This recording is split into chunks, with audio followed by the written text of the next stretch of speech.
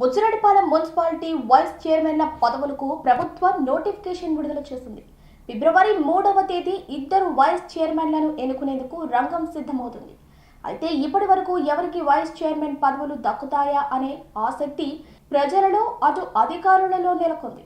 కౌన్సిల్లో ఎక్కువ శాతం వైసీపీ కౌన్సిలర్లే ఉన్నారు. దీంతో వైస్ చైర్మన్ల పదవులు ఈసారి వైసీపీ కౌన్సిలర్లలోనే దక్కే ఛాన్స్ ఉన్నట్లు స్పష్టంగా తెలుస్తుంది. ఇదిలా ఉంటే వైస్ చైర్మన్ల పదవుల కోసం ఓ ముగ్గురు టీడీపీ కౌన్సిలర్లు వైసీపీ కండువా కప్పుకునేందుకు సిద్ధపడుతున్నట్లు జోరుగా చర్చలు నడుస్తున్నాయి. ఇంతకు ఎవరా ముగ్గురు టీడీపీ కౌన్సిలర్లు అనే విషయం గోప్యంగా ఉంది. అయితే ఎన్నిక జరిగే వరకు ఎవరికి కౌన్సిలర్ పదవులు దక్కుతాయనేది వేచి చూడాల్సిందే. బుచ్చిరెడ్డిపాలెం మున్సిపాలిటీ వైస్ చైర్మన్ల పదవులకు ప్రభుత్వం నోటిఫికేషన్ విడుదల చేసింది.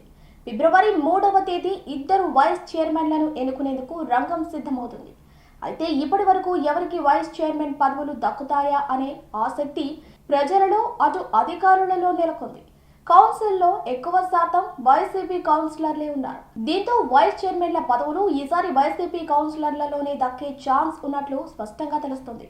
ఇదిలా ఉంటే వైస్ చైర్మన్ల పదవుల కోసం ఓ ముగ్గురు టీడీపీ కౌన్సిలర్లు వైసీపీ కండువా కప్పుకునేందుకు సిద్ధపడుతున్నట్లు జోరుగా చర్చలు నడుస్తున్నాయి.